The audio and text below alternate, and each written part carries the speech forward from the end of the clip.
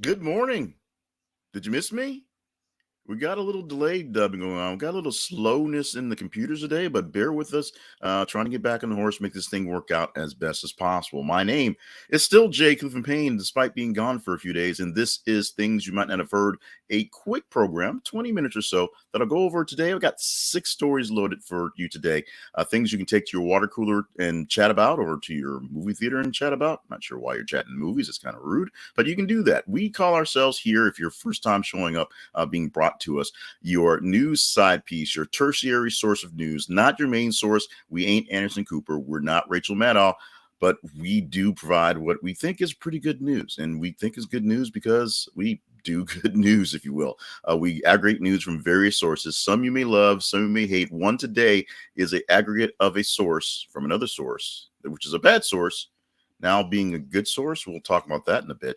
But we like to give you great stories, interesting things to chat about with the most interesting people in the world, you folks in the internets around the world. Literally, this is a worldwide newscast, if you will, for lack of something else to call it. So we're glad to have you along for the ride. If you're new to us, check out the website. This is theconversationproject.com for more details on how you can find out details on us, plus ways you can make sure you don't miss out on an episode 5 days a week of this grandness, which is a word, but probably used improperly. First story for this morning goes like this. Alabama corrections officer, prisoner arrested in Indiana. HuffingtonPost.com is where we got this. This story is the 12th ranked story of our ranking of stories we can give you. We'll explain the rankings in a minute, how they get there. But let's talk about this one. This is the biggest story, and it's so low because it got posted very late into our listing for a chance to get a vote on it.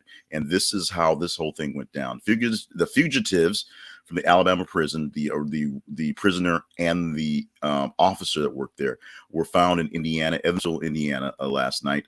Lots of tips, lots of following along. A very detailed story. This is going to be a great podcast, or Dateline mystery someday when they write this whole thing up. It ended in not so great for the fugitives. They basically died in a car. Well, they were caught after a car crash in Evansville. The man, who is of course Casey White, asked the police officer to take care of his wife, who's not his wife, Vicky White. No one thinks they're actually married, who died from a self-inflicted gunshot wound, apparently in the crash, in the melee.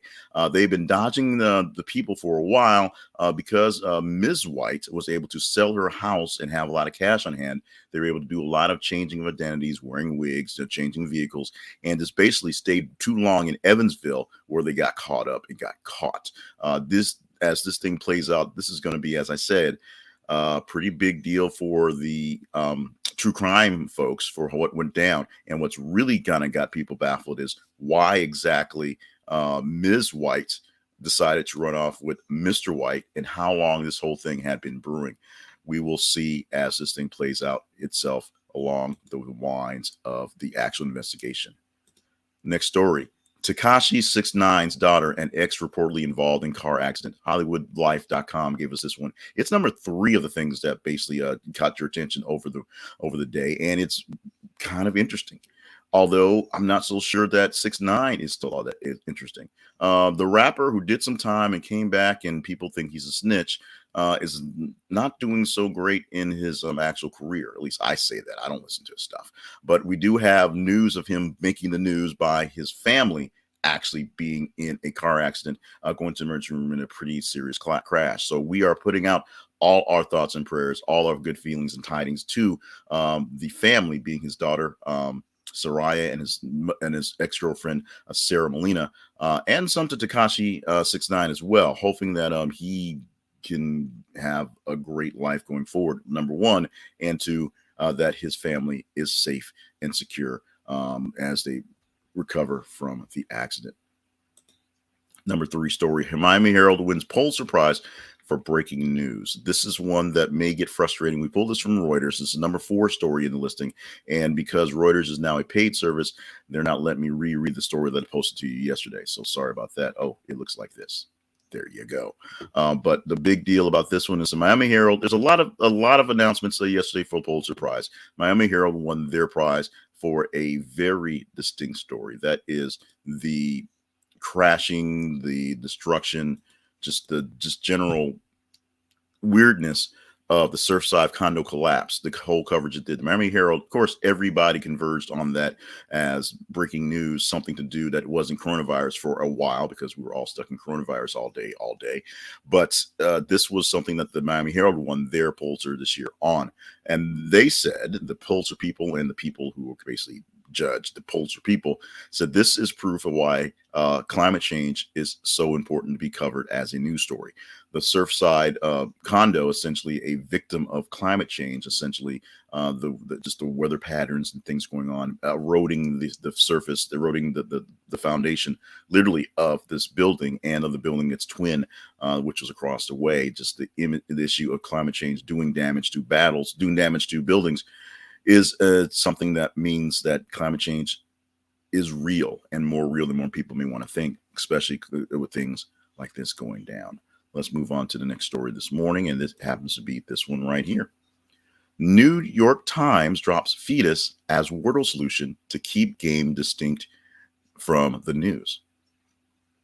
CNN.com, our source on this one, number 6 in our range of 15 to talk about. And here's one that really baffled me on the first part. Number one, why would anybody guess fetus for their word in Wordle? I'm not sure where that would come from. It's a random 5-letter word, and fetus is one of the fewest things that comes to mind on top of that. Number two, why does Wordle feel like it needs to be separated or distinct from the news in the New York Times? This may be a unintended consequence of New York Times buying out Wordle, or it may just be one of those things that they're overdubbing. Number three, one thing I'm extremely tired of talking about, to be totally honest, is fetuses and abortion and all that stuff. And trust me, I understand the importance of the actual background behind it, understand the importance of what may happen if that background drops. But this last week, I had to have an uncomfortable conversation with my daughter, JJ, who sits in the car as I listen to the news waiting to go to school, about what an abortion was. And I was not thrilled about that, as I gave her a half-hearted answer that absolutely did not answer any questions, but basically told her to not talk about it because she's 10, and that's one thing that she doesn't need to be processing right now. I'm 47 and I don't want to be processing right now, but it is out there. Why this needs to be a deal, I'm not sure, but it is. And you guys wanted to chat it up or have a chance to chat it up. So there it is. We'll explain that process in a bit. If you want to see the actual headline real quick, we'll flash that on the screen on the article from CNN.com right there, saying that New York Times taking out fetus from the Wordle dictionary because they felt they had to. And we're going to wrap it up on this one right here. No, we got one more after this one, but this one right here is an extremely important one. I want you to really get the gist of this. Bitcoin price now 50% down from its peak as the crypto plunge continues. Now, the one thing that the crypto bros didn't tell you when they told you to buy crypto is that crypto goes down. This is an investment. This is a commodity, if you will, even if it's bits and bytes and lives out in the blockchain, out in the ether thereabouts. It is something that goes down. It is not a guarantee. In fact, no investment is really a guarantee. And if you get a guarantee, it's based on insurance. So if your bank fails and you have money in your bank, there is insurance that will pay you back your money. That's how that works. If your stocks fail, there is no insurance. If your investments fail, there's no insurance. The only thing that there's really assurance to is like a municipal bond, something that a government would issue. And that itself isn't so much actually covered. That's covered more or less by insurance as well. So the city could actually default on its bonds, and then insurance would pay out the bonds to take care of that. That's how that works out. Bitcoin is a commodity. Bitcoin is an investment. Bitcoin is not magic. You don't put in $1 in and get $10,000. The reason why people make money on Bitcoin or make money off any of these things is how long you hold them and when you actually get rid of them, because they go up, they go down, they go up, they go down. People who've had Bitcoin from the beginning are still pretty much Bitcoin rich. People had bought Bitcoin about a year ago are finding that they are not Bitcoin rich. They're basically down half of what they put into it. I'll talk about this to very many folks in the last couple of weeks about getting in crypto and doing crypto. And I basically have to explain to them that I own 3 different types of coins. I don't own much in those coins. I actually own a good chunk of Doge when before I just at because it was like a half a penny or something like that. It went up to around 21 cents. I sold off most of it. It went down. It went back down a little bit, so I bought a little more to see if it go back up, and it hasn't. My Ethereum, I bought it pretty low, and it's gone up, but it's gone quite down, and it's basically blanked out by my Dogecoin by its worth. Oh, and my Bitcoin. My Bitcoin is worthless. My Bitcoin is useless. My Bitcoin is nothing but junk at this point. You may be holding on to this stuff, hoping it gains back some traction, and it probably will. But if you bought it at the high highs, you got a long ways to go to get back to making money. So remember that Bitcoin is an investment. These things go up and down. There is a market for them right now. Not much market for a Bitcoin. So we're going to talk about how to make more and more money for you right now, a market that right now seems to be fairly steady. We'll talk about that as a way to make me some cash in just a bit. I'm not going to worry about that flashing that headline there, but this one we will. Dave Chappelle's Hollywood Bowl set won't air on Netflix. HollywoodReport.com. This is the 11th story in our range of 15 to talk about, and it looks a little bit like this with the little glitches going on. So Dave Chappelle was taping a Netflix special at the Hollywood Bowl when he was attacked by some dude in the crowd with a knife that looked like a replica gun, a toy gun with a knife attached to it, and he attacked it. There is some mystery on who exactly tackled him. Maybe it was Chris Rock, maybe it was Jon Stewart, maybe it was Busta Rhymes. I don't know. No one really knows. Dave Chappelle won't tell anybody, but it did happen. It was live in the taping, and people are freaking out about that. Comedians all over the place are freaking out about people attacking comedians on stage. What will not happen, we know for a fact, is Dave Chappelle's set here on Hollywood Bowl will not be the next Netflix special. They're not going to air that footage of any of that from that special because of what happened. So if we're expecting Dave Chappelle from Hollywood Bowl, it'll have to be another Dave Chappelle or another Hollywood Bowl performance happening in the future to make that come out as a viable product for all to see on the Netflix. So now we have what we call our teaser story. This is a story that is not posted yet, but this is one that we may talk about because we are talking about stories that happened day previous as your water cooler stories for things you might not have heard. Here's a headline that you probably did not expect. OAN finally admits to no widespread voter fraud after settling defamation suit.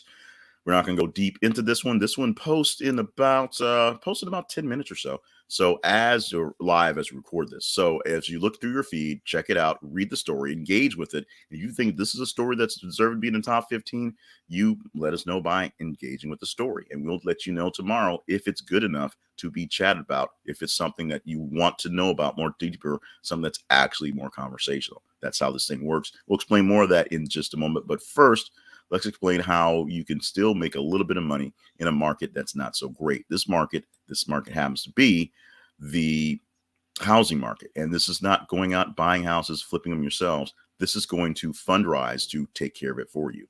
This is the conversationproject.com/fundrise is a link. This is the conversationproject.com/fundrise is the link for you to get into the future of real estate investing by you putting money down and having someone manage it like it is a stock, like it is a bond, like it is a commodity. Yes, the prices of real estate, they do go down as well. But right now, real estate is an extremely super hot market.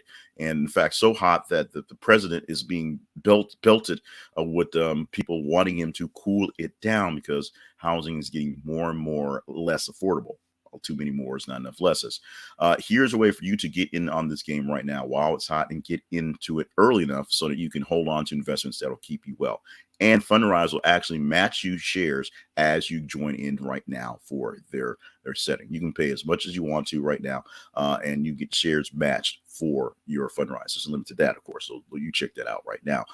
Check it out at thisisconversationproject.com/Fundrise. This is an affiliate link, so we get a little bit from you joining this, but you will enjoy the fact that this may be your best way to get into a new way of diversifying your portfolio. I have always wanted to get into real estate, and I bought a couple of ETFs and things like that, but this is direct fund. I own stock. I own pieces of these funds that manage these properties, and they tell you the stories of the properties, what they're doing on, what they're adding, what they're subtracting, what they're adding to your portfolio, what's going on. They let you know all what's going on. Check it out at Fundrise.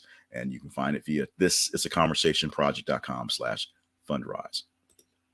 Now, the feeds, the numbers, all these stuff. Go to our website, thisisaconversationproject.com, and find out all the details, the backstory about what's going on at the Conversation Project. You can go click on the links for our other sponsors and find other great folks who take care of you. Click on the link for partnerships and find ways you can partner up with us to help us keep things going here, things we can do together. And you can keep us alive, keep all the interesting going by just simply going to our feed, subscribing on Facebook and Twitter, and following us and following what's going down. Every 50 minutes, we post a new news story about every 50 minutes, and you can engage with it. The higher engagement you get, the greater score it gets in the day. Every morning at 5 in the morning, we pull the numbers from Twitter and Facebook, put it into a spreadsheet that gives us our rankings on engagement, and we go from the top 15 of 30 to 34 stories a day from Tuesday to Thursday. We take top 15 stories, we pick 5, 6, maybe 7 stories to talk about. That's what the numbers are. The numbers tell you how they ranked based on how they're posted. The first story we talked about was ranked number 12, but it was more or less the most important one, and we didn't post it until very late in the evening. That's why that story had less time to get into the top 15 than Tekashi 6ix9ine did, who got in the top 16 like this time yesterday. Had all day to be there. So Facebook, we're at This Is the Conversation Project, and on Twitter, look for th_conversation. Also, go to our YouTube page. If you're not getting this thing 5 days a week, go to our YouTube page and subscribe and hit notifications so you don't miss out on it live every single weekday morning when I do it at about 6:50 in the morning. This is conversationproject.com/YouTube to sign up for YouTube. We also have other things to give you on this day, including today things like May 10th birthdays. Celebrating your birthday today is Bono, who had a real name at one point in time, but nobody remembers it. Maybe not Bono. 62 years old today for Bono. We had a story in that is in range we didn't get to, where Bono and Edge actually did some busking in a train station in Ukraine, because basically everybody's going to Ukraine, although there's a war there. Young MC turning 54 years old today, not so young anymore, or maybe young at heart, if you will. 54 doesn't seem so old when you're 47, but Young MC hitting almost at double nickels, hitting that next year, of course. And Kenan Thompson of the Saturday Night Live, of Kenan and Kel, of all that. And that's what really makes me feel old today. Kenan Thompson is 44 years old today. That makes me feel a little old, thinking that that when he was doing his kid stuff, I was still essentially a kid, or he was older than you thought. So like Anthony Anderson on Hang Time when he was like 80 or something, playing a teenager. It's one of those things that happens. Also, it's National Shrimp Day, so go out there and shrimp it up. Get some shrimp. Love some shrimp. Say hi to shrimps and invite shrimps over for dinner and try not to eat them, or eat them, whatever you want to do. National Shrimp Day, celebrate it any way you please. One more thing you might have heard: Scottish and Canadian whiskey are spelled without the E, whiskey, and others are spelled whiskey with the E. So whiskey and whiskey, key, K, key, K, K. There you go. Almost got through. Almost made it through. This has been the things you might have heard for Tuesday, May the 10th, 2022. My name is still Jay Cleveland Payne, even though this show is over. You can catch it on the replays on the internet forever. And like you say, 5 days a week, we go live about 5:50 in the morning to give you a couple stories to get your thing started. What to do for you? Get you a couple stories to get you started. What to do for me? World peace. Whatever. Make sure you stay hydrated, you stay limber, you stay on task, because we need you around to do all the great things you are meant to do. Every 50 minutes, we post brand new news stories for this project. So make sure you're keeping up with it so you know what's going on, and that helps you vote up stories. I'm going to wrap this up for now. Get on for the rest of the day. You can do the same thing as well. And good morning.